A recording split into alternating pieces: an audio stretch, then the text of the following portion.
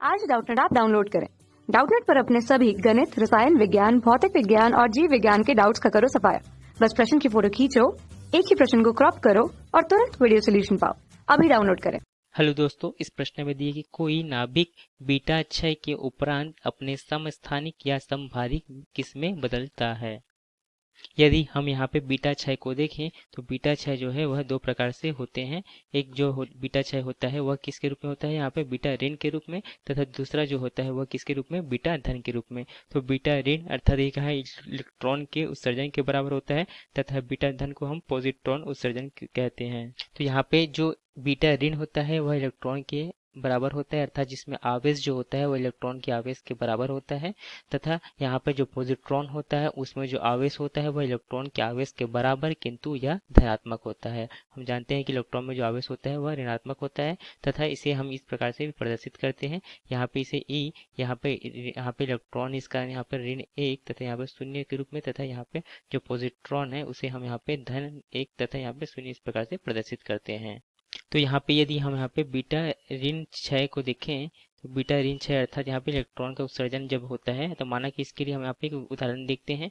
तो यहाँ पे एक तत्व लेते हैं, माना कि इस तत्व का जो द्रव्यमान संख्या क्या यहाँ पे ए है, तथा इसका परमाणु क्रमांक क्या लेते हैं, हम जेड लेते हैं। जब इसमें से एक यहाँ पे ऋण बीटा यहाँ पे जो है क्या है, हम बीटा ऋण यहाँ पे क्षय होता है, तो हम देखते हैं क्या यहाँ पे बीटा ऋण क्षय होने के कारण से यहाँ पे जो तत्व है उसका जो द्रव्यमान संख्या में यहाँ पे किसी प्रकार का कोई परिवर्तन नहीं होता, तथा इसका जो परमाणु क्रमांक है वह यहाँ पे, जैसे कि हम यहाँ पे इसको हम किससे प्रदर्शित करते हैं, बीटा ऋण को यहाँ पर ऋण 1 तथा यहाँ पर 0, जिसका द्रव्यमान को हम लगभग यहाँ पर 0 लेते हैं, तथा इसमें आवेश जो है यहाँ पर ऋण 1 लेते हैं। तो यहाँ पे जो परमाणु क्रमांक जो है इसमें क्या होती है, यहाँ पे 1 की वृद्धि हो जाती है। तो यहाँ पर जो परमाणु क्रमांक क्या इसमें जेड धन 1 हो जाता है, तथा इसकी जो द्रव्यमान संख्या में किसी प्रकार का कोई परिवर्तन नहीं होता। तो इस प्रकार से यहाँ पे बीटा ऋण क्षय होता है।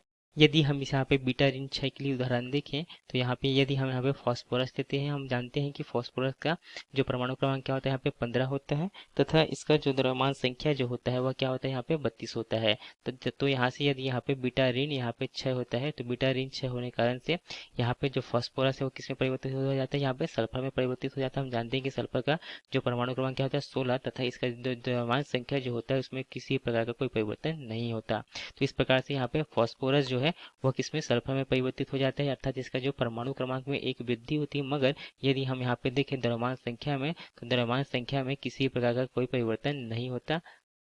तथा यहाँ पे दूसरा हम देखते हैं यहाँ पे बीटा धन क्षय को, तो अर्थात जो पॉजिट्रॉन का जब क्षय होता है तब यहाँ पे माना कि यहाँ पे जिसका परमाणु क्रमांक जो है वह जेड है, तथा द्रव्यमान संख्या क्या यहाँ पे ए है, तब इसमें से यदि यहाँ पे बीटा धन क्षय होता है, तो बीटा धन क्षय होता है तो यहाँ पे जो तत्व हमें प्राप्त होता है वहाँ पे बीटा धन अर्थात जो पॉजिट्रॉन का क्षय जब होता है तो इसके जो परमाणु क्रमांक जो होता है उसमें यहाँ पे क्या होता है, यहाँ पे 1 की कमी आ जाती है, किंतु यहाँ पे जो उसका द्रव्यमान संख्या होता है उसमें किसी प्रकार का परिवर्तन नहीं होता। तो इस प्रकार से हम यहाँ पे परमाणु क्रमांक द्रव्यमान संख्या में परिवर्तन नहीं होता है। यदि हम इसका उदाहरण देखें तो हम यहाँ पे क्या लेते हैं, यहाँ पे जो है सोडियम लेते हैं। इसका सोडियम का जो परमाणु क्रमांक क्या होता है, यहाँ पे 11 होता है, तथा जो इसका द्रव्यमान संख्या जो होता है वह क्या होता है, यहाँ पे 22 होता है। तो यहाँ पे यदि यहाँ पे बीटा धन अर्थात एक पॉजिट्रॉन का जब क्षय होता है तो यहाँ पे जो सोडियम है वो किसमें परिवर्तित हो जाता है, या नियॉन में परिवर्तित हो जाता है।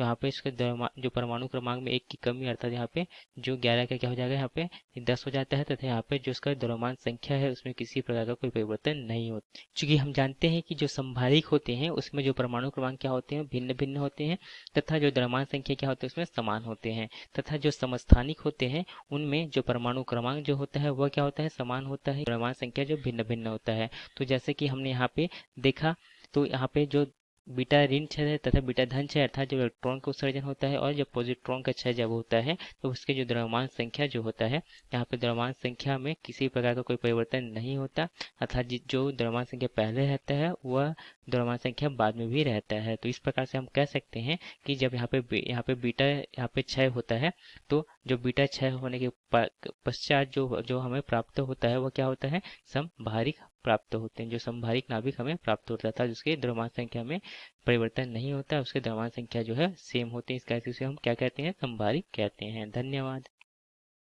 कक्षा 6 से 12वीं से लेकर नीट, IIT, JEE वो एडवांस के लेवल तक 1 करोड़ से ज्यादा छात्रों का भरोसा। आज ही डाउनलोड करें डाउटनेट ऐप या व्हाट्सएप करें अपने सारे डाउट्स 8400 400 400 पर।